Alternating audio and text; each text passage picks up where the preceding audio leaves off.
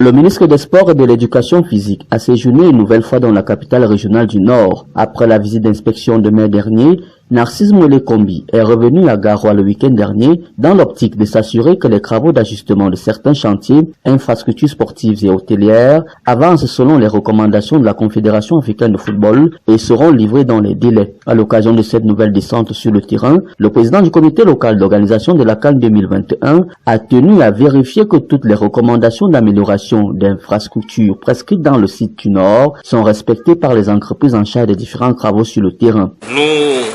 Nous avons revisité un certain nombre d'infrastructures sur lesquelles il y avait des améliorations à apporter, des ajustements à effectuer, améliorations et ajustements qui avaient été recommandés par la CAF, mais qui rentrent effectivement dans une logique d'exécution contractuelle des tâches confiées aux entreprises en charge de la construction ou de la réhabilitation d'infrastructures sportives et hôtelières en particulier. En ce qui concerne les infrastructures sportives, les observations faites sur le terrain sont rassurantes. Visiblement, il y a eu de grandes améliorations par rapport à ce qui a été constaté lors des dernières visites. Il reste juste quelques travaux supplémentaires et tout sera fin prêt. S'agissant des infrastructures sportives, nous sommes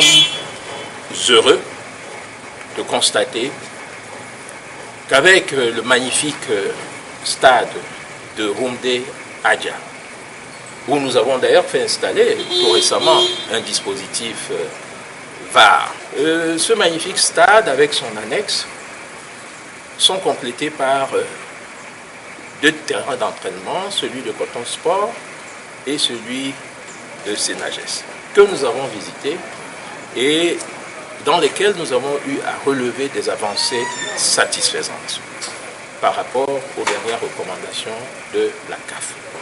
Nous pouvons considérer qu'à date, ces infrastructures sportives nécessitant juste quelques travaux complémentaires sont viables et disponibles pour la CAF. Pour ce qui est des infrastructures d'hébergement, l'on a constaté des avancées notoires et louables malgré un ralentissement des travaux observés autrefois. L'entreprise Prime Protomac a ainsi remis les pendules à l'heure en mettant à disposition 68 chambres à l'hôtel Benoué. Pour le reste, quelques calculs faits démontrent que la région du Nord n'aura pas de problème de structure d'hébergement. Il y a donc lieu de se réjouir. Nous sommes ici à l'hôtel de Ribadou où selon les modalités qui ont été définies d'un commun accord, il est convenu que 2 équipes soient logées. Une poule, c'est 4 équipes. Nous allons faire de l'arithmétique. 2 équipes sont logées ici. Les responsables, les officiels de la CAF sont logés dans un hôtel identifié. Il restait donc 2 équipes. Et pour ces 2 équipes, nous avons l'hôtel Relais Saint-Hubert, nous avons l'hôtel Plaza, nous pouvons dire enfin, l'hôtel La Benoué.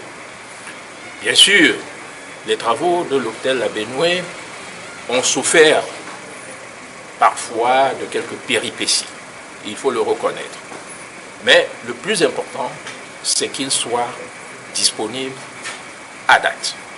Et nous avons eu le bonheur de constater que 64 chambres, 64 ou 68 de cet hôtel sont équipées et quasiment prêts à accueillir des clients. La visite de Garoua était une autre occasion pour le président du COCAN de remobiliser les responsables des différentes entreprises et de leur rappeler qu'il est plus qu'important de tenir le pari de l'organisation de cet événement de grande envergure qui est un projet porté par le président de la République Paul Biya. Le site de Garoua ne devrait donc plus poser de problème.